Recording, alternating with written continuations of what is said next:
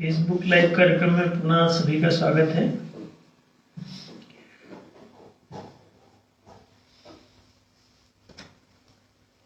न्याय धर्म सभा अब राजनैतिक पार्टी के रूप में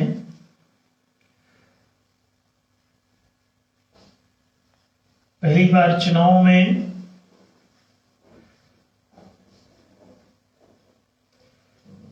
उतर रही है। 2022 उत्तराखंड विधानसभा चुनाव के लिए न्याय धर्म सभा द्वारा अपने प्रत्याशी, प्रतिभागी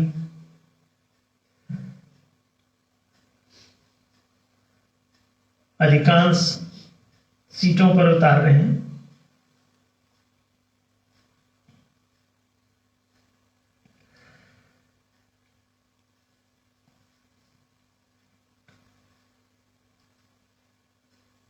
चुनाव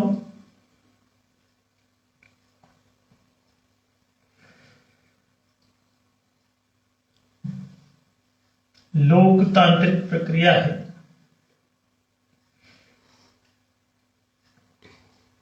आज हम लोग इसी विषय पर बात करेंगे कि न्याय का चुनाव से क्या संबंध है, क्या लोकतांत्रिक प्रक्रिया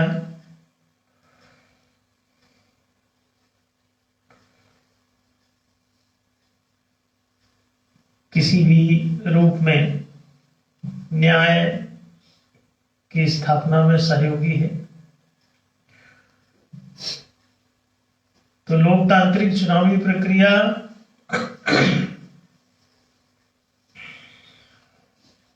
न्याय स्थापना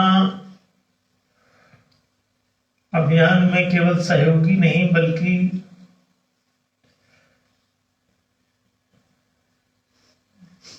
लोकतंत्र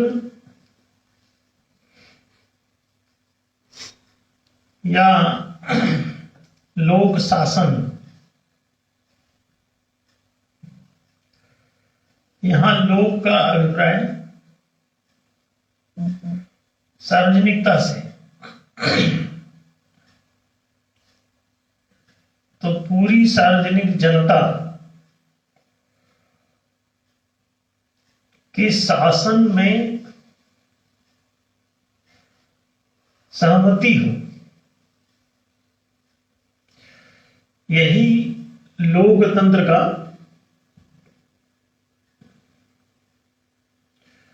मूल सिद्धांत है। लोकतंत्र की मौलिक अवधारणा यही है कि लोक शासन, किसी भी राष्ट्र की शासन व्यवस्था में यदि सार्वजनिक सहमति का समावेश हो तो उसे लोकतंत्र कहेंगे। यदि सार्वजनिक सहमति शासन में प्रविष्ट नहीं है, प्रतिष्ठित नहीं है, उसका उसमें कहीं स्थान नहीं है, तो उसे लोकतंत्र की संज्ञा नहीं दी जा सकती। तो न्याय के अभिप्राय में लोकतंत्र की अवधारणा स्वतः विद्यमान है।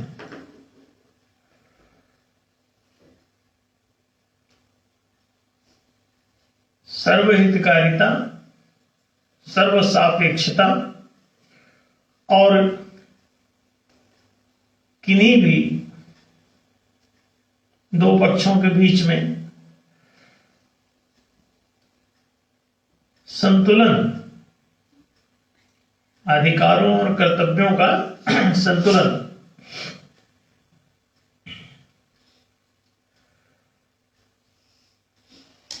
स्थापित हो, इसे ही न्याय कहते हैं।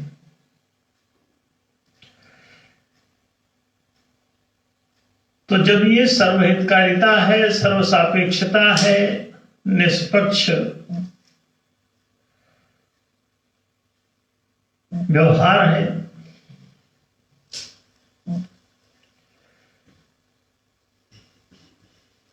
तो निश्चित रूप से इसमें सार्वजनिक सहमति शासन में अनिवार्य होगी। कोई चीज किसी की इच्छा के विरुद्ध की जाए, किसी की मनोदशा के विपरीत की जाए, किसी की अपेक्षा के विपरीत की जाए, खास तौर से किसी के हित के विपरीत कोई भी चीज लाई जाए, शासन की कोई भी व्यवस्था थोपी जाए, प्रस्तावित हो, पारित हो, लागू हो, तो उसमें अगर सार्वजनिक हित सुनिश्चित नहीं है तो न्यायशीलता प्रमाणित नहीं होगी। और इस सार्वजनिक हितभागिता को यदि प्रतिष्ठित रखना है तो शासन को ही सार्वजनिक बनाना पड़ेगा। शासन में सार्वजनिक सहमति प्रतिष्ठित करना होगा। मतलब सार्वजनिक सहमति के बिना शासन की कोई भी नियमावली, कोई भी नीतियां या कोई भी न्यायिक निर्णय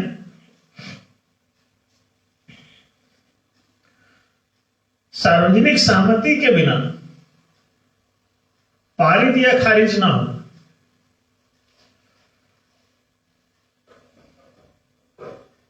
और शासन सत्ता में भी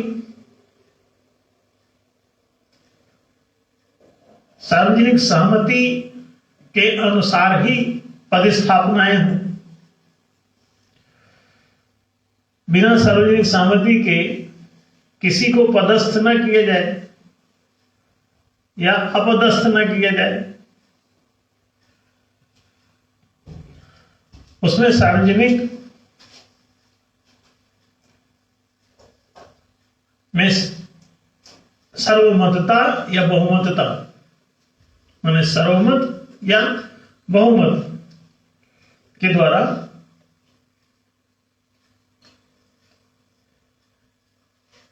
संपूर्ण सत्ता और व्यवस्था संचालित हो, तो निश्चित रूप से सभी के हिताधिकार सुरक्षित रहेंगे। क्योंकि जिसके भी हिताधिकार सुरक्षित नहीं रहेंगे वो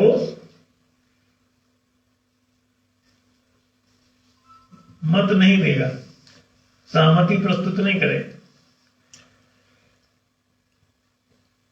और सर्वमत या बहुमत जो है,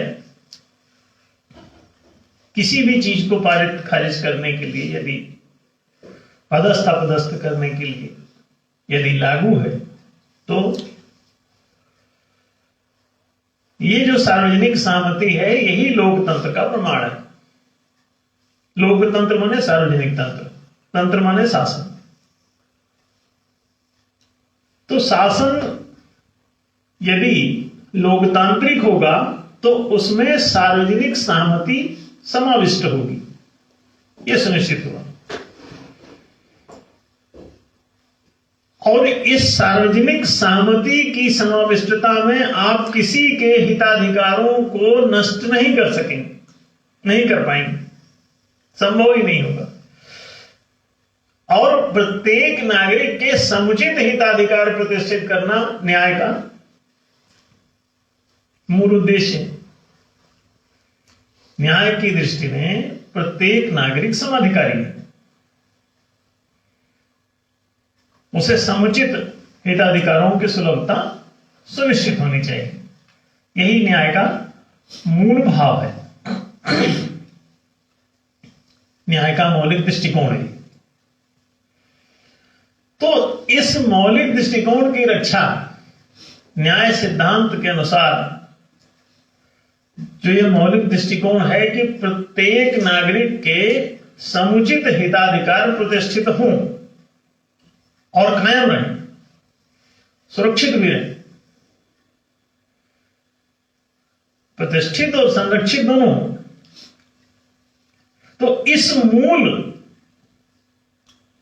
न्याय के दृष्टिकोण को प्रतिष्ठित करने का एक ही केवल उपाय होगा, वो सार्वजनिक सहमति पर आधारित शासन का संचालन, जिसे लोकतंत्र के नाम से, डेमोक्रेसी के नाम से जाना जाता है।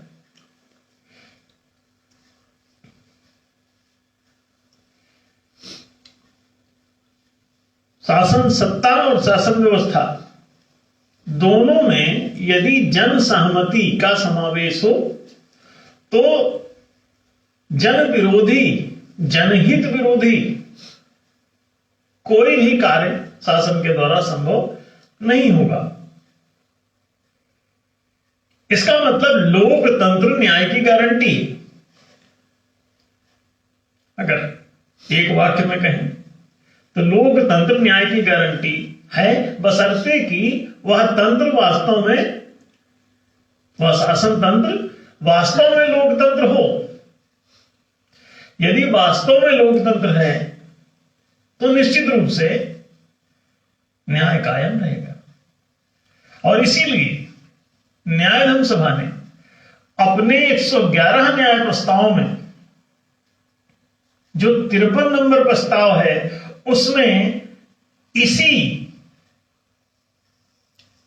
महान लोकतंत्र की अवधारणा को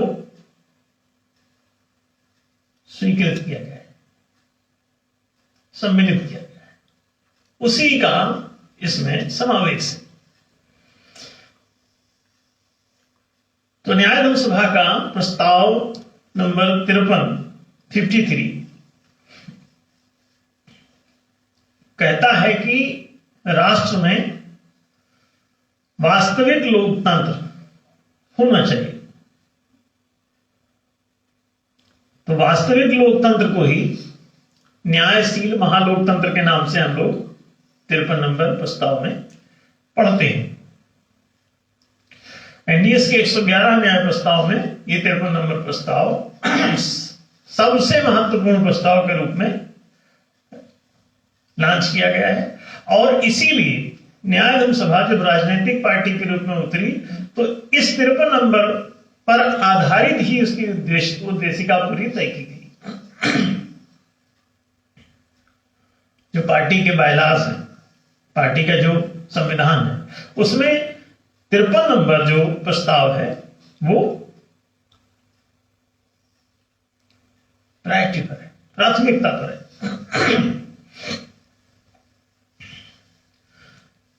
और वही राजनैतिक न्याय भी है। वास्तव में राज्य में प्रत्येक नागरिक की सहभागिता वो सुनिश्चित हो रही है उसी महालोकतंत्र के द्वारा। तो शासन के तीनों अंगों में, विधायिका, मंत्रिका, न्यायिका, तीनों अंगों में जब जनता की सहमति का प्रवेश होता है तो शासन लोकतांत्रिक हो जाता है। क्योंकि शासन के 3 अंग हैं, विधायिका, मंत्रिका, न्यायिका। माने विधान बनाने वाली सत्ता, संस्था कह दो, विधान बनाने वाली संस्था विधायिका, नीतियां बनाने वाली संस्था मंत्रिका यानी मंत्रिमंडल, और निर्णय देने वाली संस्था न्यायिका अर्थात न्यायालय। तो विधानमंडल, मंत्रिमंडल और न्यायमंडल ऐसे कह सकते हो। तो ये 3 सेक्शन है इसके शासन के, 3 अंग हैं, 3 ऑर्गन्स। इन तीनों अंगों में जब तक लोग माने जनता की सहमति यानी जनमत पर आधारित इन तीनों अंगों का जब तक संचालन नहीं होता तब तक किसी भी राष्ट्र में लोकतंत्र स्थापित नहीं हो सकता और ना ही रह सकता।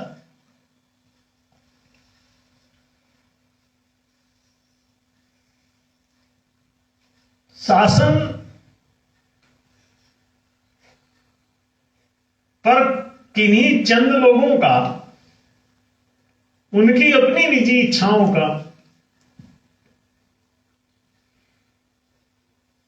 वर्चस्व स्थापित हो जाए और बाकी लोगों का उस पर से खारिजनामा हो जाए, तो शासन सार्वजनिक नहीं रह पाएगा। और जब चंद लोग शासन में प्रवेश कर जाएंगे, उनकी ही इच्छा, उनके ही हित और उनकी ही प्रभुसत्ता दूसरे की सहमति, दूसरे के हितों की रक्षा कैसे संभव होगी? तो जब किसी मैं का शासन हो जाए और सभी तू उस शासन से बहिष्कृत हो जाएं, तो मैं और तू का संघर्ष प्रारंभ हो जाएगा। समता के बिना शांति आएगी नहीं, संघर्ष शुरू हो जाएगा। समाधिकारिता ही शांति को जन्म देगी। श्री दिनकर का एक काव्य है जिसमें वो लिखते हैं कि जब तक मानव का अधिकार नहीं सम होगा, शमित न होगा कोलाहल, संघर्ष नहीं कम होगा। जब समान सुख भागी हों सभी नागरिक, समान हित भागी हों सभी नागरिक, समान अधिकारी हों सभी नागरिक,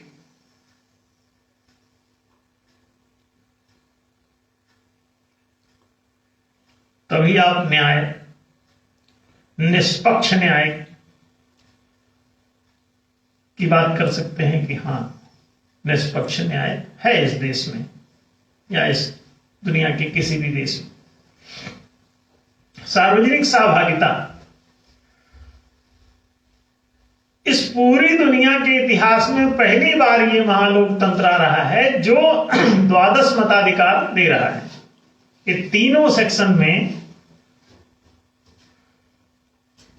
4-4 मताधिकार है, 2 शासन सत्ता के, 2 शासन व्यवस्था के, 2 माने पारित का, 1 खारिज का, नियुक्ति और निरस्ती का। इस तरह से तीनों अंगों में 4-4 मताधिकार बैठते हैं, तो 4×3 12,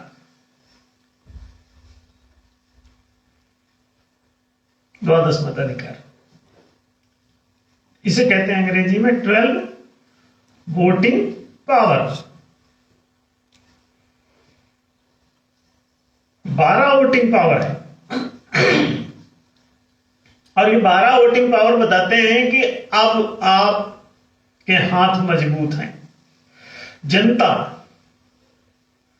के हाथ में यदि अपनी सहमति और असहमति व्यक्त करने का अधिकार आ जाए, जिसे मताधिकार कहते हैं, तो ये द्वादश मताधिकार, ये 12 वोटिंग पावर पूरी दुनिया का इतिहास, भूगोल बदल सकते हैं। हमेशा हमेशा के लिए प्रजा की आजादी सिद्ध कर सकते हैं और सारे लोग सदा सदा के लिए आजाद हो सकते हैं। जिनके जिनके हाथ में द्वादश मताधिकार होंगे वे कभी गुलाम नहीं होंगे।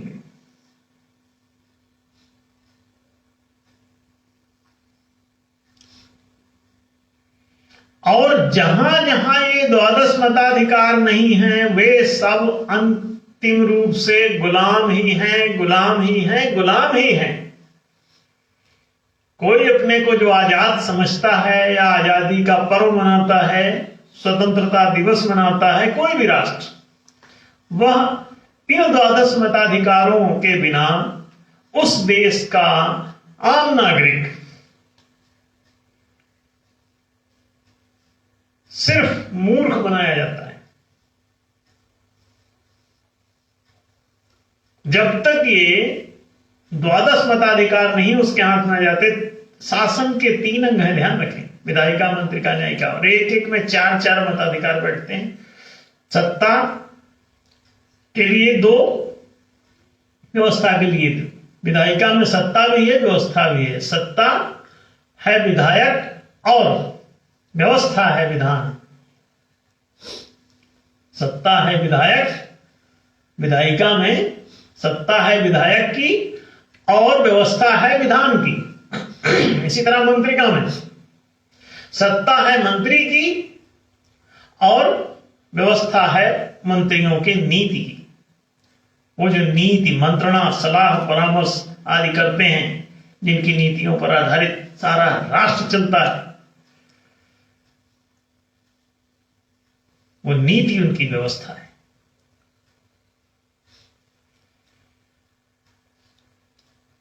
तीसरी बात,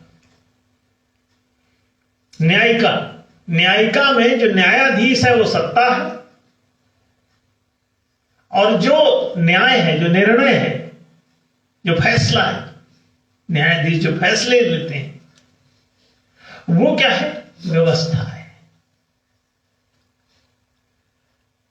और इन सत्ता और व्यवस्था को पारित और खारिज, नियुक्त और निरस्त, पारित और खारिज करने के इस प्रकार से चार चार प्रत्येक अंग में अधिकार बैठते हैं। अब देखिए, चार चार अधिकार बैठते हैं, तो तीनों अंगों का मिला के कुल कितने अधिकार हुए? 12। अभी आपको कितने अधिकार प्राप्त हैं? 1। इनमें से कितने मताधिकार आपको प्राप्त हैं? 12 में से 1, केवल 1। विधायिका में विधायक मात्र सत्ता का पदाधिकारी चुनने का और उसे हटाने का भी नहीं। पदस्थ कर सकते हो लेकिन अपदस्थ नहीं कर सकते। उसे पदच्युत तो नहीं कर सकते, उसे हटा नहीं सकते, आप सस्पेंड नहीं कर सकते, बाहर नहीं निकाल सकते। तो फिर कितना बड़ा खतरा है।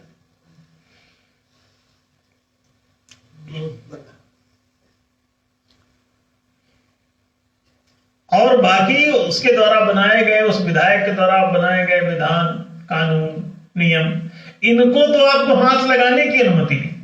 तो कहां से लोकतंत्र है? शासन तो मौलिक रूप से व्यवस्था ही है, सत्ता का क्या है? अगर व्यवस्था में आपके पास मताधिकार हो तो सत्ताधीश की सत्ता तो वैसे ही नगण्य हो जाएगी। तो मूल समस्या तो व्यवस्था की कि जो विधान बनाता है, विधायक नियुक्त करो ना करो फर्क ज्यादा नहीं पड़ेगा, लेकिन विधान को तो पारित खारिज करना सीख लो, तो जो विधायक है उसकी सारी बदमाशियों का सदा सदा के लिए अंत हो जाएगा, आप उससे मुक्त हो जाएंगे। और ये शुद्ध लोकतंत्र तीनों अंगों में प्रतिष्ठित हो जाएगा। तो 12 मताधिकार, 4-4 तीनों में बैठते हैं, तो 12 मताधिकार ऐसे बैठते हैं। उनमें से केवल 1 आपको प्राप्त है, 11 आपके मताधिकार आपसे छीन लिए गए हैं। और फिर भी बताया जाता है पाखंडवश कि लोकतंत्र है। 12 मताधिकारी होता है लोकतंत्र, वही शुद्ध लोकतंत्र होता है। अब बाकी तो झूठ का पुलिंदा। आप किसी को भी, जैसे बच्चे को रिझाने के लिए, एक बच्चा दूध मांग रहा है पीने के लिए घर में, अगर मां बिजी है, दूध नहीं देना चाहती, तो वो चावल का पानी निकाल लेती है और उस चावल के पानी को सफेद रंग का निकाल के और उसको छोटे गिलास में दे देती है और बच्चा खुश हो जाता है। तो आप जनता लोग कैसे कि दूध की जगह मट्ठा भी नहीं, चावल का पानी पी रहे हैं। अब देख लें आपकी दशा कैसी है, कितनी बचकानी आपकी जिंदगी बना दी गई है और कितना अपरिपक्व समझ से आपको युक्त कर दिया गया है और कितने बड़े अधिकारों से आपको वंचित कर दिया गया है। आपके सारे के सारे मताधिकार लूट लिए गए हैं चंद चालाक भेड़ियों के द्वारा। वो भेड़िए सिर्फ उनकी निगाह आपकी दौलत पर है। आपकी दौलत का आधार जो परिश्रम है उस पर है। आपके भीतर जो श्रम, कौशल, गुण, ये सब है जिसके जरिए आप श्रम करके कोई भी आर्थिक उत्पादन करते हैं। उस उत्पादन को वे लोग अपने खाते में शिफ्ट करने के लिए ये सारे कारनामे अंजाम देते हैं। Just to make you slave, गुलाम। गुलाम की क्या स्थिति होती है कि जो भी उत्पादन करता है वो सारा मालिक उठा ले जाता है। अब अगर गुलाम जो उत्पादन करता है वो गुलाम के घर चला जाए तो वो गुलाम किस बात का? वो तो मालिक ही हो गया भाई। उत्पादन जिसके घर जाता है उसी को मालिक कहते हैं। और उत्पादन अगर इसके खुद के घर चला गया तब तो मिल्कियत ठहर गई उसकी, फिर गुलामी कहां बची? तो आपके श्रम का प्रतिफल लूट कर वे जो मालिक बने बैठे रहते हैं, वे आपको इसीलिए शासन में कहीं भी प्रविष्ट नहीं होने देते। इसे लोकतंत्र के नाम से उन्होंने षड्यंत्र रचा, एक जाल रचा झूठ का। कौन सा? चावल का पानी दिया दूध के नाम पर, और आप खुश हो गए। आप खुश हो गए कि लोकतंत्र आ गया। लोकतंत्र जो है वो वास्तविक शासन प्रणाली है। यदि उसमें 12 मताधिकार जनता को सुलभ हो तो सतयुग स्वतः चल के आ जाता है, सतयुग लाना नहीं पड़ता। जिस समाज में न्याय हो जाता है वहां सतयुग आ जाता है, क्योंकि सतधर्म है न्याय। सत्य के अनुकूल धर्म का जो प्रतिपादन है उसे ही न्याय कहते हैं। ये न्याय धर्म ही शाश्वत और सनातन धर्म है। यदि आपको 12 मताधिकार सुलभ हो तो ये न्याय स्वतः प्रतिष्ठित हो जाएगा। आपको न्याय प्रतिष्ठित करने के लिए किसी अन्याय से लड़ने की जरूरत नहीं है। बस 12 मताधिकार आप ले लीजिए और आपका काम हो गया। आपसे कुछ भी आपके हितों के विरुद्ध कोई नियम कानून बना ही ना सकेगा, नीतियां बना ही ना सकेगा। कोई भी अब अपना राजा किला बनाना चाहेगा, मान लीजिए 12 मताधिकार जनता को सुलभ हो और कोई राजा अपनी मर्जी से ऐसी नीति का पालन करे कि वो हजारों करोड़ खर्च करके अपने लिए हवाई जहाज खरीदने जा रहा है, तो ये हजारों करोड़ रुपए क्या जनता अपनी सहमति दे देगी? क्या जनमत इस पर अर्जित हो जाएगा? जन सहमति प्राप्त कर सकेगा?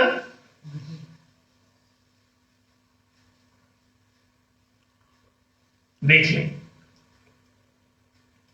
कोई ग्राम प्रधान जब अपने घर के सामने खड़ंजा करेगा और बाकी पूरे गांव में कीचड़ रहेगा, तो गांव वाले क्या इस पर मतदान कर देंगे उसके पक्ष में कि हाँ ग्राम प्रधान महोदय आप अपने पक्के घर के सामने नाली सड़क सब बना लीजिए, उसी पर हैंडपंप गड़वा लीजिए, उसी में टेलीफोन का गड़वा लीजिए, अपने घर में पोस्ट ऑफिस खोल लीजिए, अपने घर में ही अपने रिश्तेदार को ही कोटा दे दीजिए,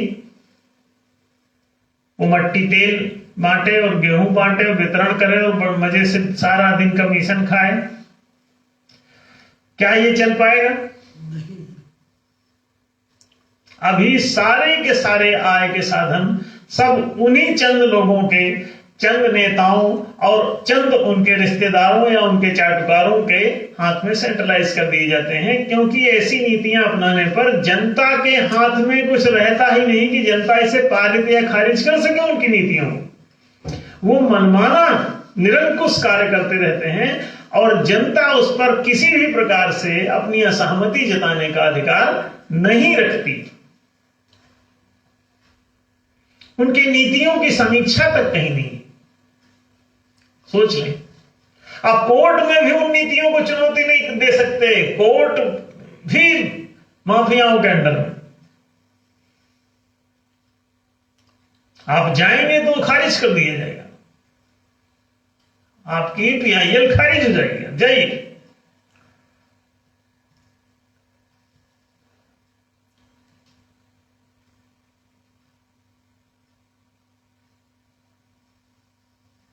देख लीजिए, आप अगर चाहते हैं कि आप अपने हितों को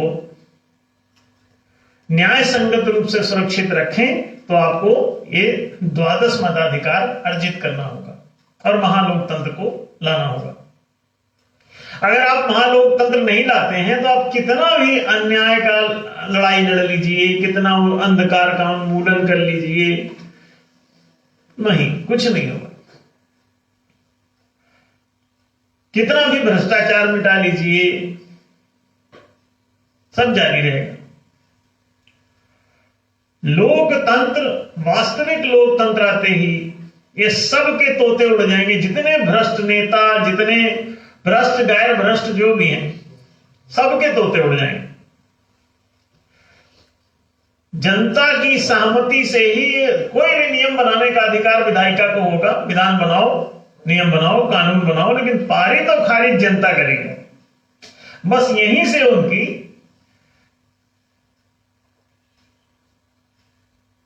लीला समाप्त हो जाएगी बदमाशी की। अनादिकाल से चलती आ रही सारी बदमाशी तत्काल प्रभाव से समाप्त हो जाएगी। इसीलिए न्याय धर्म सभा इस महालोकतंत्र को लेके चुनाव मैदान में खड़ी है और आने वाले बस 1-2 चुनाव में ही पूरे देश में ये फैल जाएगी बात। जन समर्थन लोग अपने आप आ कर दे रहे हैं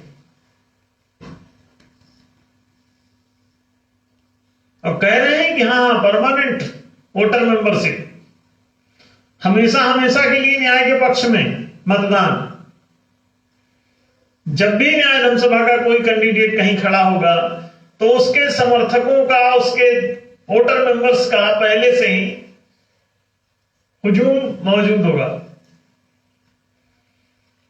चुनाव आयोग को चुनाव कराने तक की नौबत नहीं रह जाएगी आने वाले समय। इसका जन समर्थन इतना तगड़ा होगा कि पहले ही राइटिंग में दे देगी न्याय धर्म सभा की जरूरत नहीं, अन्य कोई पार्टी इसके सामने खड़ी किस मुंह से होगी बताओ। न्याय धर्म सभा के पोस्टर के बगल में अपना कोई पोस्टर लगाने की हैसियत नहीं रखता। लगा के देखिए अगर उसका धुआं ना निकल जाए।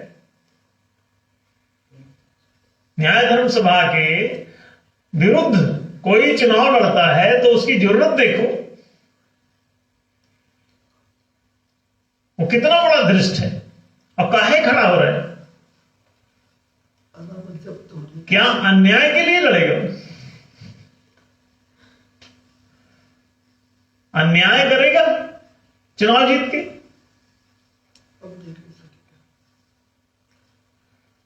न्याय विरुद्ध क्या करोगे?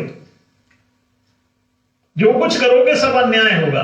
तो क्या अन्याय के लिए खड़े हो? अन्याय करने के लिए? तो सीधी सी बात है कि आने वाले समय में न्याय धर्म सभा वास्तव में निर्विरोध ही चुनी जाने लगेगी। क्यों? इसका विरोधी कौन होगा? लोग हंसेंगे उस पर कि अच्छा ये एनडीएस के खिलाफ खड़ा है तो ये तो पागल है। न्याय धर्म सभा के विरुद्ध अगर कोई चुनाव लड़ेगा, कोई पार्टी खड़ी होगी तो किस मुंह से खड़ी होगी? अब क्या तर्क देगी? क्या भाषण देंगे उनके नेता लोग? सोच के देखो कभी। वो कोई भी कांग्रेस हो, भाजपा हो, आम आदमी पार्टी हो, बहुजन समाज पार्टी हो, समाजवादी पार्टी हो कि असमाजवादी पार्टी हो, कोई भी पार्टी जो खड़ी, वो क्या भाषण देगी? इसीलिए न्याय धर्म सभा के पास ना कोई प्रचारक है, ना कोई इसके पास कोई पैसे की जरूरत है कि वैसे ही प्रचार कर रही है।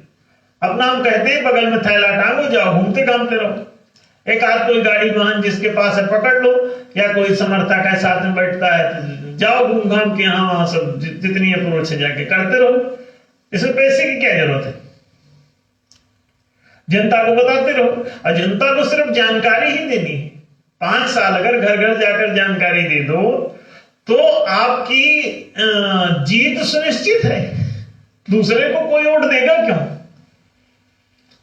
कोई जो नहीं जानता इस न्याय के अभियान को, वही किसी दूसरे को वोट दे सकता है। तो न्याय की जानकारी दे दो उसको, उसे परिचित कराओ न्याय के सिद्धांत से, इस महालोकतांत्रिक अभियान से परिचित कराओ। अब क्या होगा? जैसे ही वो परिचित होगा वो तो कहेगा अच्छा ये तो बढ़िया है, जनता के हाथ में ही सब कुछ होगा। तो जनता ही अब हो सरकार।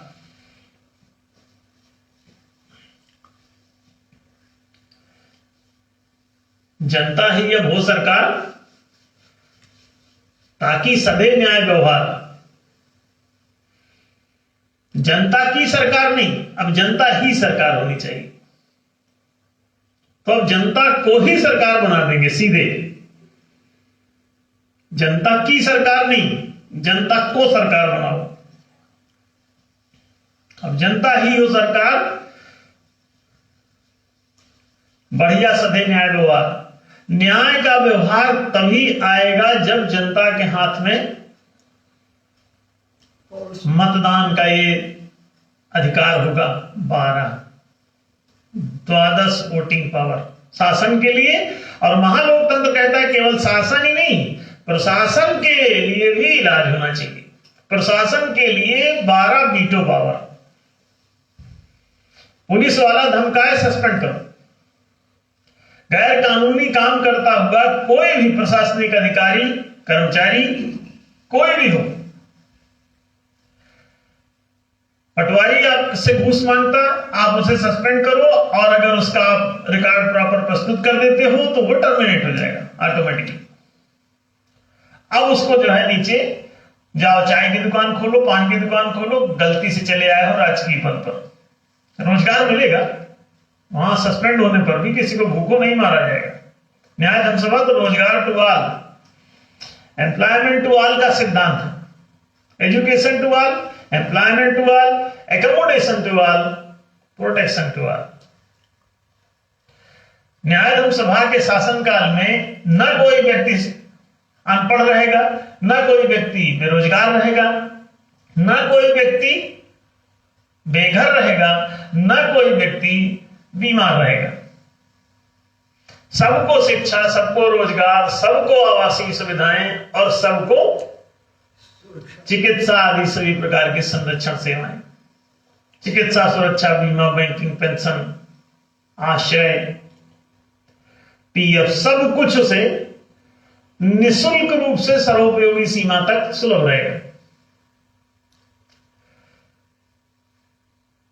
और ये सब उसके जन्माधिकार चारों सुरक्षित रहें, शिक्षा, जीविका, सुविधा, संरक्षण प्राप्ति के, इसके लिए ही महालोकतंत्र प्रतिष्ठित कर रही है, जनता को 12 मताधिकार दे रही है, जनता को ये सरकार बना के लाई। अब जनता ही सरकार हुआ करेगी, और जनता का जो भय है सरकार से वो हमेशा हमेशा के लिए समाप्त हो जाएगा। ना पुलिस से कोई डरेगा,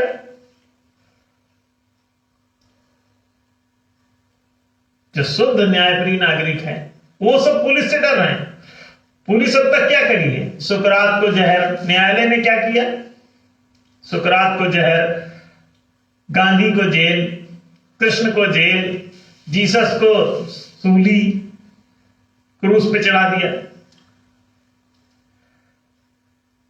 मंसूर का कत्ल, सरमद का कत्ल, ये सब शासन ने किया है। और ये सब ये महापुरुष लोग हैं। तो ये शासन कैसा बनाए हुए थे आप? भगत सिंह को फांसी दे बैठे। भगत सिंह कौन से भाई चोर उचक्के थे? इतना प्यारा इंसान, उसको फांसी दे दिया। और कह क्या रहे थे? अरे इतना ही तो कह रहे थे कि सही काम करो। भगत सिंह कौन सा चोरी चपाटी कर रहे थे? किस बात की फांसी? बोले राजद्रोह, राजद्रोह क्या होता है? राजद्रोह कोई चीज है? अरे कोई सही बात कह रहा है तो राज सही कर लो, द्रोह कैसे हो गया? राजद्रोह नहीं होता। बात कोई गलत है या सही? गलत है तो कोई बात नहीं है, सही कह रहा है तो स्वीकार करो। राज पर कब्जा क्यों किए हो कि द्रोह हो रहा है?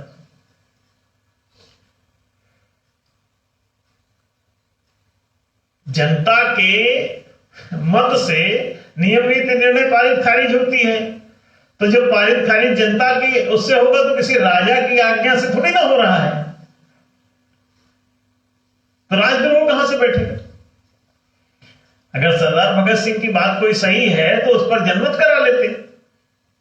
अगर सरकार को लगता है कि नहीं गलत है तो भी जनमत करा लेते, पता चल जाता। जनता के अगर हित का होगा तो जनता वोट दे देती, जनता के हित में नहीं होगा तो जनता वोट नहीं देगी। ये तो सीधी सी बात है।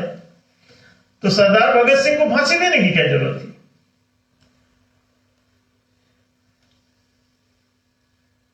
तो राजद्रोह कब होता है? जब आप गुलाम बनाते हो। पक्का समझ में आया?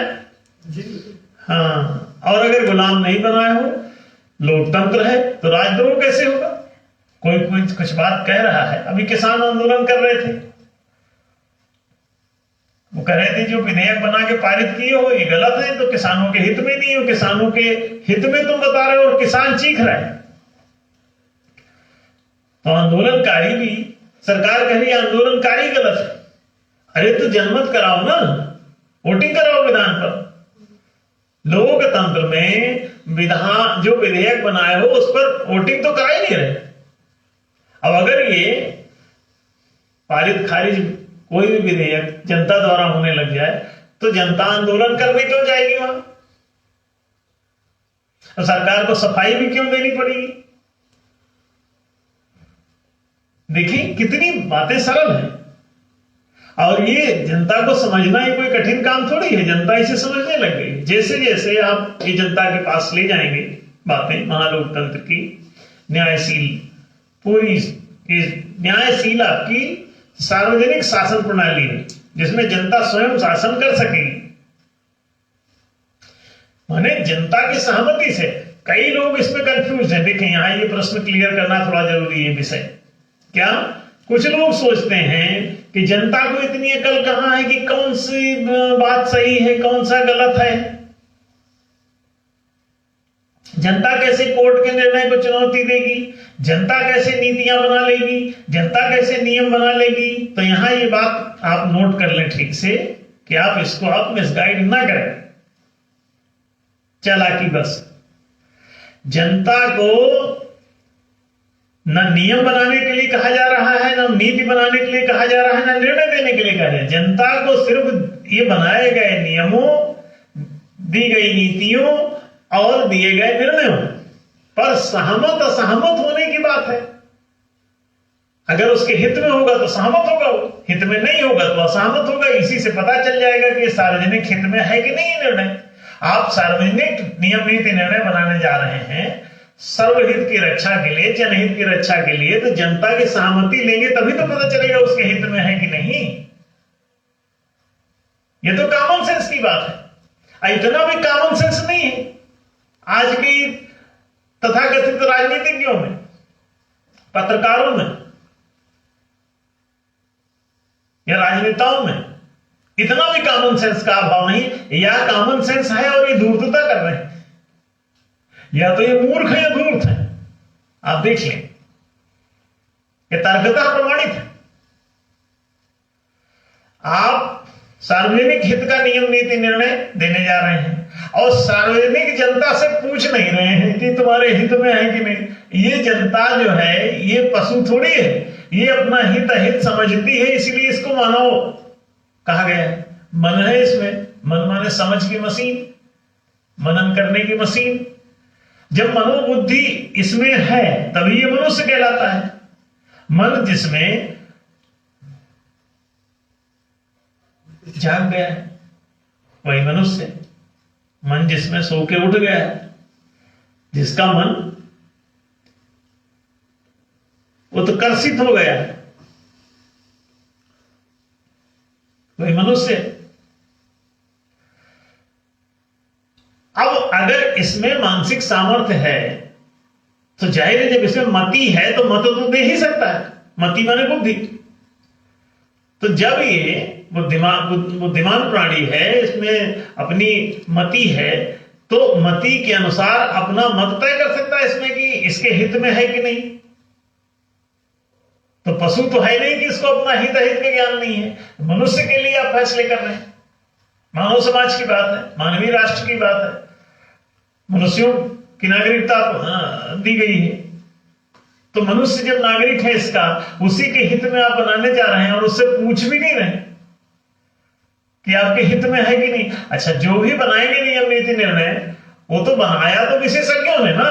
ये तो सहमति और असहमति दे करके क्रॉस चेक हो जाएगा कि इन लोगों ने बेईमानी तो नहीं कर दी, बनाने वालों ने, विधायकों ने सही विधान बनाया कि नहीं, ये जनता में क्रॉस चेक हो जाएगा। अगर जनसहमति आ गई, इसका मतलब जनता के हितों के विरुद्ध नहीं है, इसलिए ये लागू हो सकता है।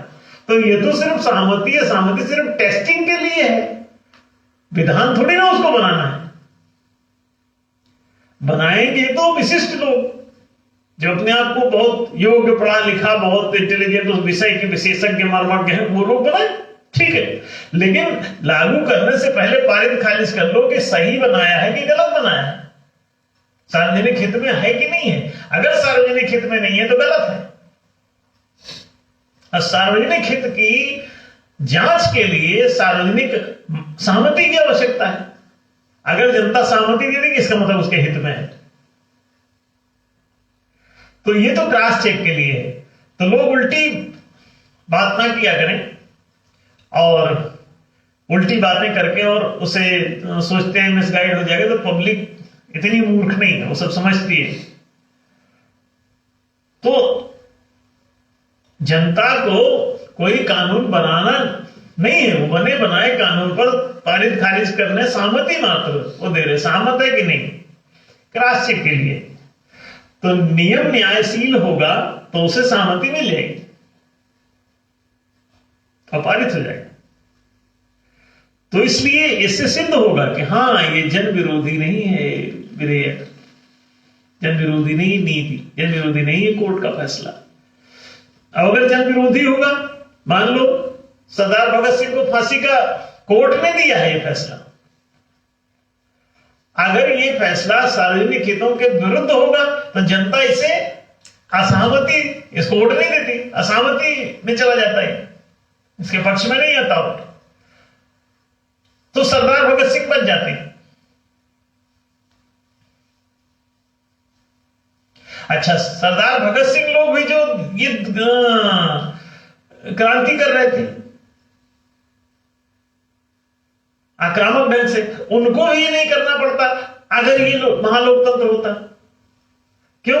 वो तो मत से ही पारित खारिज हो रहा होता, तो ये इनकी हिम्मत ही नहीं पड़ती कि कोई ऐसा क्रांतिकारी बन के और घूमे। लोग हंसते कि लो वहां कौन सा, तो नीति सब तो सार्वजनिक सहमति से वहां पे लागू है वो नीति है नियम, तो आप उसका विरोध क्यों कर रहे हो? लोग हंसते इसके ऊपर। इसको जन सहमति ना मिलती, जन समर्थन ना मिलता तो सरदार भगत सिंह पहले ही खारिज हो जाते, हिम्मत ही ना जुटाते। तो दोनों पक्षों की बदमाशियां रुकेंगी। ये जो तथाकथित आंदोलनकारी क्रांतिकारी हैं, इनका भी जो अगर गलत इनका व्यू पॉइंट है तो वो भी बाहर हो जाएंगे जनता के द्वारा इस महालोकतंत्र की प्रक्रिया में। और जो इसके विपरीत जो शासन सत्ता है उसकी बदमाशियां भी इसमें अपने आप समाप्त हो जाएंगी, क्योंकि जन सहमति के बिना वो कोई नियम ऐसा लागू ही नहीं कर पाते। ये सीधे से सिद्धांत है। तो ये कंसेप्ट ठीक से समझ लें। कई लोग जो सोचते हैं कि जनता को कोई कानून बनाना है, जनता को कोर्ट का फैसला देना है, नहीं, वो तो दिए गए फैसलों पर सहमति और असहमति व्यक्त करने के लिए मतदान करेगा बस।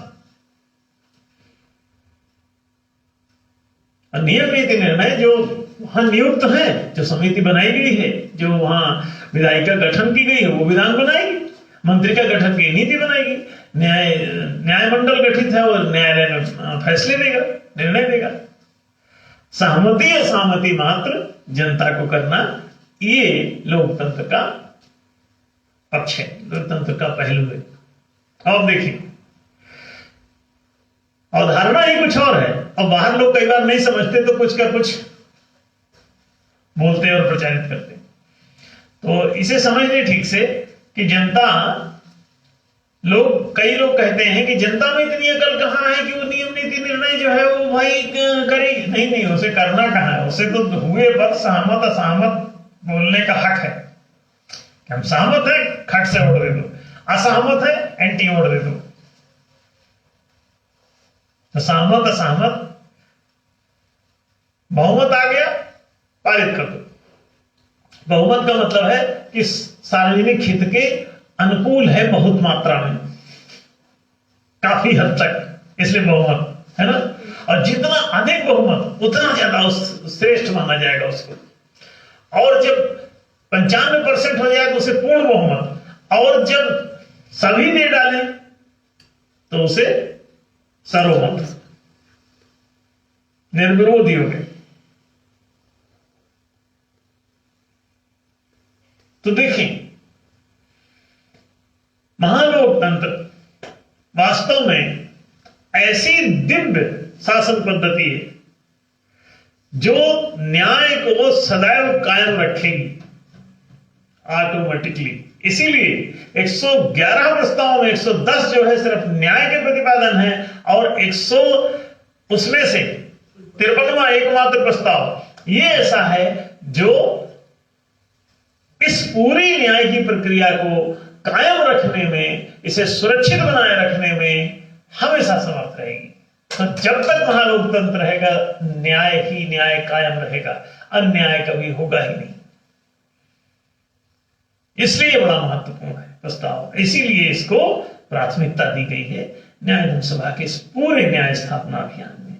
कितनी बड़ी बात है और कितना बड़ा ये विषय है, कितनी बड़ी ये प्रणाली दी गई है।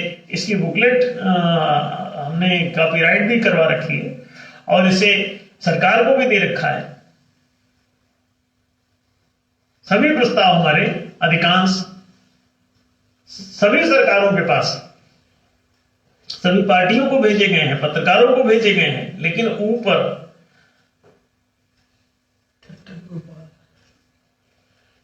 1 से 5% आदमी भूतहा सवार है, वो 95% के सिर पे सवार है, प्रेत की तरह, और इनका रक्त पी रहा है, इनको पटक पटक के मार रहा है, रोज थाने में इनकी कुटाई हो रही है। न्याय धर्म सभा जिस दिन पूर्ण बहुमत से सत्ता में आएगी उसी दिन सारी जेलें समाप्त हो जाएंगी। एक भी किसी को भीख नहीं मांगना पड़ेगा, पूरी आश्रय योजना क्रियान्वित होगी।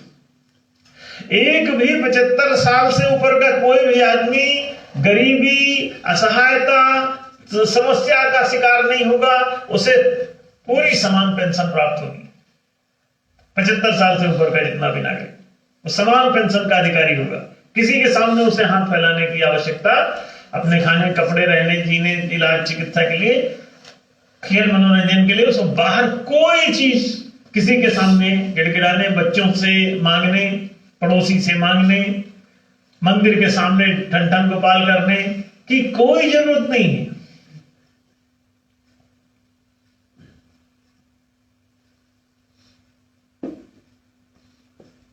सभी नागरिक समाधिकारी होंगे। दंड विधान समाप्त होगा।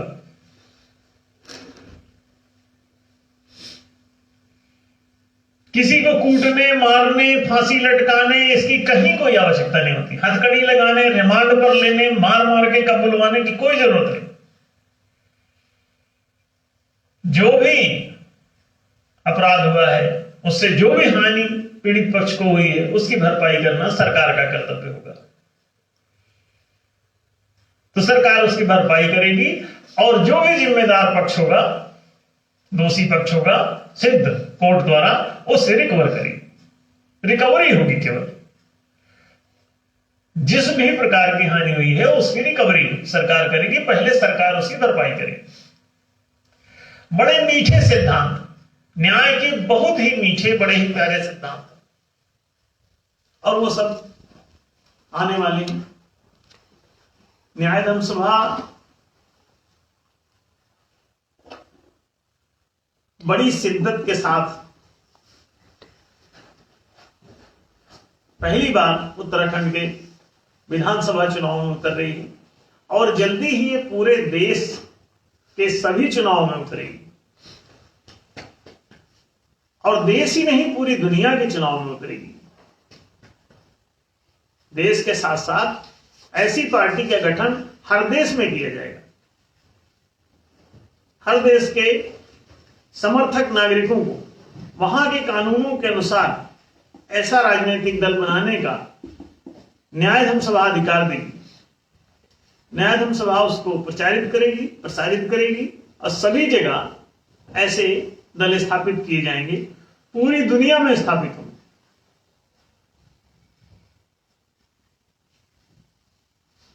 जल्दी ही न्याय का दिन आ रहा है। सतयुग दौड़ता हुआ चला रहा है। नहीं दरिद्र को दुखी न दीना, नहीं को अबुध न लक्षण हीना, बहुत जल्दी आ रहा है। अब पूला ही फरई सदा तरुकानन रही एक संगज पंचानन। राम राज कौन्यू नहीं पीरा, सब सुंदर सब विरुद्ध शरीरा। सब गुणज्ञ पंडित सब ज्ञानी। ये बड़ी तेजी से एक सुंदर सत्ययुगीन वातावरण, त्रेता भय सतयुग की करनी। ये त्रेता द्वापर कलयुग, समाज में जब तक न्याय नहीं है तब तक ये पतित युग आपको दिखाई देते रहेंगे, नहीं तो युगोत्थान हो जाता है। जैसे न्याय का अवतरण होता है, न्याय का जागरण होता है, न्याय का प्रसारण होता है, प्रकाशन होता है, न्याय प्रतिष्ठित होता है, समाज में सतयुग आ जाता है, राष्ट्र में सतयुग आ जाता है। अब पूरी धरती पर जब भी कोई न्याय का एक भी राष्ट्र बनेगा वो यूनिवर्सल नेशन हो जाएगा, सार्वभौमिक राष्ट्र के रूप में ही वो आ जाएगा और उसका संविधान सार्वभौमिक रूप से मान्य होगा। सारी दुनिया के 95% नागरिक सब इससे सहमत होंगे और 1 से 5% आदमी के लिए 1 से 5% जमीन छोड़ दी जाएगी पृथ्वी पर। जौन सा द्वीप बोलेंगे वो द्वीप छोड़ देंगे। अब बाकी पृथ्वी पर न्यायशील सार्वभौमिक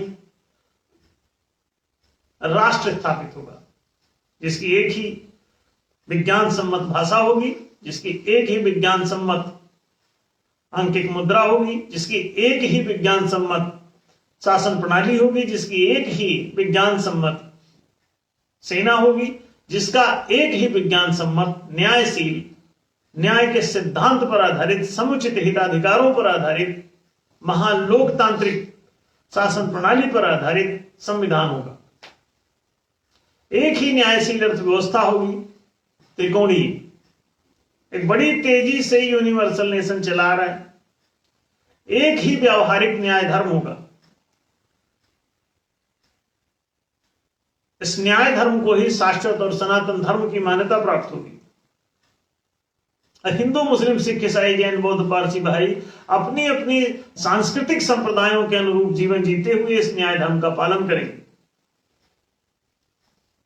न्याय निजी चरित्र की स्वतंत्रता देता है, कहता है निजी संस्कृति आपकी चाहे जो हो, आप कोई भी कपड़ा पहने, बुर्का पहने कि ना पहने, आप पूजा करें कि ना करें, मूर्ति पूजें कि ना पूजें, मस्जिद जाएं कि ना जाएं, चर्च जाएं कि ना जाएं, ये आपका अपना निजी मामला होता है। क्या पहनेंगे, क्या खाएंगे, क्या जिएंगे, आचरण निजी होता है, व्यवहार पारस्परिक होता है। तो व्यवहार की न्यायधर्म सभा स्वतंत्रता देगी और इस महालोकतंत्र को यूनिवर्सल नेशन के रूप में, एक ग्लोबल डेमोक्रेसी के रूप में प्रतिष्ठित करेगा। ये संस्थान, ये पार्टी पूरी दुनिया में इस सार्वभौमिक राष्ट्र को स्थापित करने में अपनी महत्वपूर्ण भूमिका निभाएगी। इसका हम लोग धीरे धीरे इस कार्यक्रम को आगे बढ़ा रहे हैं। प्रत्येक रविवार को शाम 8 से 9 बजे तक यह लाइव प्रसारण चलता है। इसे पूरी दुनिया में प्रसारित करें, इसे ऑनलाइन चलाएं, प्रोजेक्टर के माध्यम से दिखाएं, सभी जगह मोबाइल के माध्यम से, इसे गांव में, शहरों में, बाजारों में, सड़कों पर, संस्थाओं में, संस्थानों में, स्कूलों में, कॉलेजेस में, महाविद्यालयों में, यूनिवर्सिटीज में, सभी जगह आप इसे संचालित कर सकते हैं। सभी सभागारों में संचालित कर सकते हैं। 8 बजे जहां कहीं कोई कार्यक्रम चलता हो वहां इसे दिखाया जा सकता है। ज्यादा से ज्यादा आप लोग इसको जितना ज्यादा पूरी दुनिया तक पहुंचा सकेंगे, आपका जीवन तो धन्य होगा ही, पूरी दुनिया का जीवन धन्य होगा, पूरी दुनिया से दुखों को मिटाया जा सकेगा। तो आज का समय हो चुका है, शायद लाइट जाने से घड़ी विलुप्त है, तो हम लोग